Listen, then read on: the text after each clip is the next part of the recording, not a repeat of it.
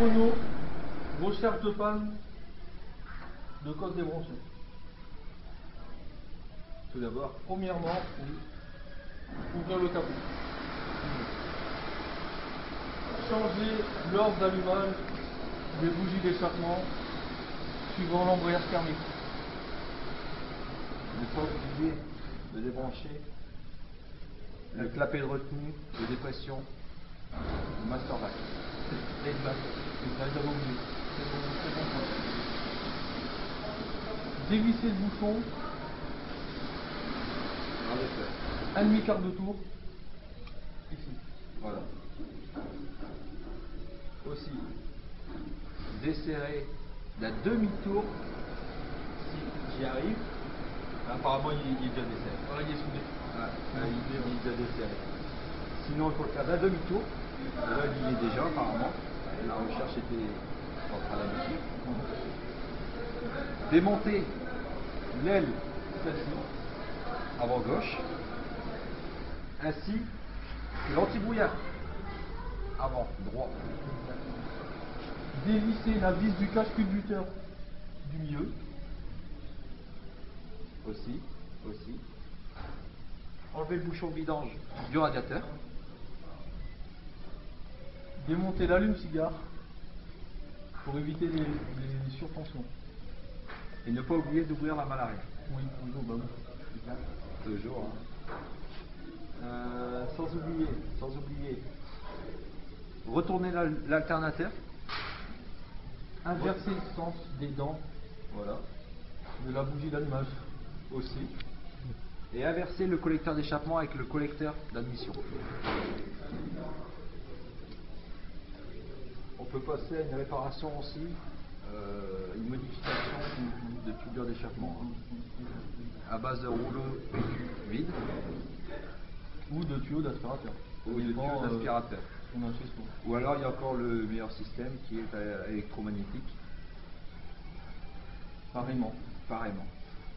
Ou par ion. Par ion. Conduction par ion. Conduction par ion. De là, cette fiche, il faut la brancher au dégivrage arrière pour avoir le premier diagnostic. Oui. Suivant ce qu'elle marque la pendule, l'heure qu'il est. Ouais. On sait à peu près d'où ça peut venir.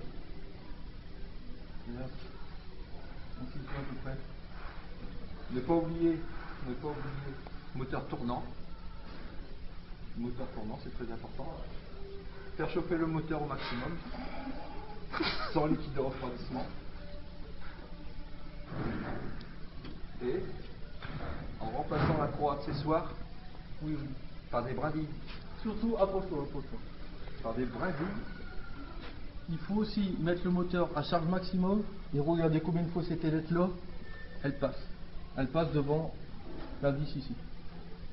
C'est vrai. Il faut compter le nombre de fois. Et ne pas oublier de faire le plein de la place avant. Sinon ça ne fonctionnera pas. Et ça c'est typique Peugeot. Après, on remet le contact, savoir la filet, et là ça dit exactement où se trouve la coque. Voilà. En l'occurrence, moi j'en ai un petit peu un fourré et demi de la Lucille. Un fourré. Vert comme ça, moi je dirais plus ça fait stop. Dans le phare. Dans ce phare là. Ça se trouve à l'habitacle. Ah, c'est l'airbag. C'est l'airbag. Airbag. C'est l'airbag. Airbag passager arrière. Ouais.